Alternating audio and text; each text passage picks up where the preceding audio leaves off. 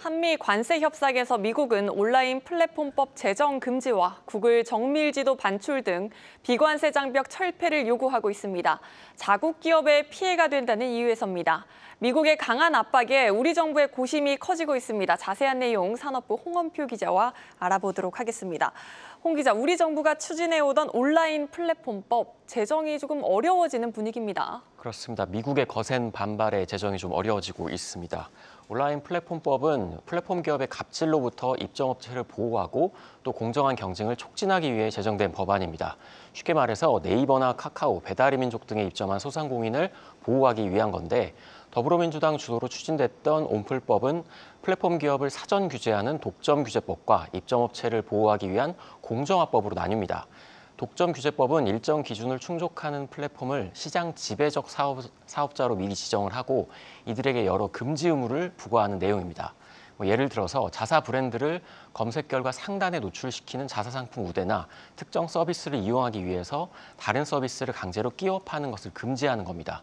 또 공정화법은 수수료 상한제 등이 포함되는데 대표적으로 배달의민족이나 쿠팡이츠 같은 배달 앱이 규제 대상입니다. 미국은 특히 이 독점 규제법에 구글이나 애플, 메타 등 자국 기업이 대상에 포함이 되자 반발하고 있는 겁니다. 일단 민주당은 공정화법만이라도 좀 추진을 하려고 하지만 현실적으로는 어려운 상황입니다. 네, 온플법은 과거에도 미국의 반발로 무산된 적이 있지 않습니까? 그렇습니다. 이미 전 정부에서 한 차례 법을 제정을 했는데 미국의 반발로 당시에도 시행이 되지 못했습니다. 그런데 트럼프 행정부가 이 온플법 규제 철회 또 구글 정밀지도 반출 등 비관세 장벽 완화를 관세 협상에서 요구하면서 상황이 더 어려워지고 있습니다. 당장 관세 협상 시한이 이틀밖에 남지 않았기 때문에 국회가 더 이상 추진할 수가 없는 건데 일단 국회는 이 입법 논의를 통상협의 시한인 8월 1일 이후에 진행하기로 했습니다. 네이버와 카카오 등 국내 플랫폼사들은 내심 좀 안도하는 분위기입니다. 네, 그리고 또 중요한 게 구글의 정밀지도 반출 요구입니다. 구글이 오랫동안 요구해 왔는데 이번에는 트럼프 행정부까지 나서서 압박하고 있습니다. 이걸 넘겨주면 우리 핵심 자산을 그대로 뺏기는 것이란 불만이 굉장히 크다고요. 그렇습니다. 일단 구글이 표면적으로 내세우는 이유는 구글 지도를 고도화해서 한국을 방문한 외국인에게 좋은 서비스를 하겠다는 건데 일단 구글이 지금 반출을 요청하고 있는 지도는 1대 5천 축적 지도로 좁은 골목길까지 표시를 할 수 있습니다. 2007년부터 요구를 해왔는데 현행법에 따르면 1대 2만 5천 축적보다 세밀한 지도를 해외로 반출하려면 국토부 장관의 승인이 필요합니다.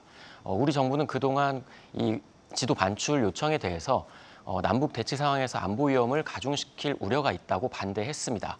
그러면서 만약에 구글이 우리나라에 데이터 센터를 설치하고 안보 시설을 비공개로 하면 허락하겠다는 입장인데 구글은 이것을 거부하고 있습니다.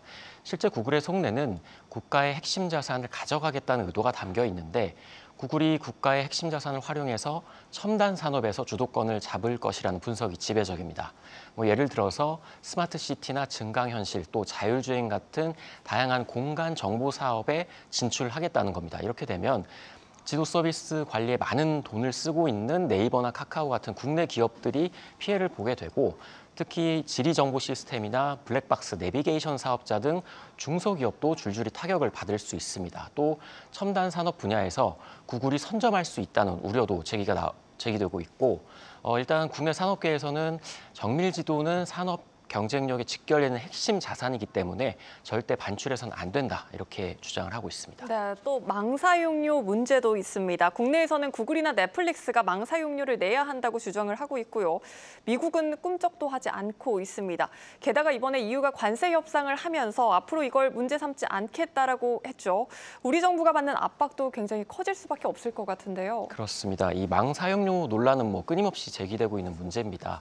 유튜브나 넷플릭스 등 해외 플랫폼들이 국내 네트워크망을 사용하면서도 적절한 이용료를 내지 않는다. 이게 좀 문제가 되고 있는데 우리 정부는 글로벌 플랫폼에게 좀 상응하는 비용을 부담하도록 제도화하겠다 이런 입장이었습니다. 특히 최근 생성형 AI가 발달하면서 트래픽 사용량이 굉장히 증가하고 있는데 이 AI 트래픽 수요를 감당하기 위해서는 통신사의 네트워크 용량 확충이 좀 필요한 상황입니다.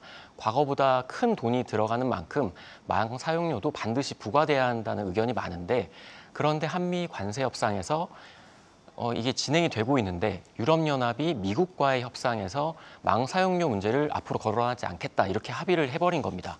미국은 이 EU와 불공정한 무역 장벽을 교정하기로 합의했다면서 EU가 앞으로 네트워크 사용료를 채택하거나 유지하지 않기로 확인했다고 직접 언급을 했습니다. 미국이 이 망사용료 문제에서 EU에 사실상 완승을 하면서 막판 협상에서 우리 정부를 더 강하게 압박할 것으로 보입니다. 네, 우리 정부 계속 지켜봐야겠습니다. 산업부 홍원표 기자였습니다.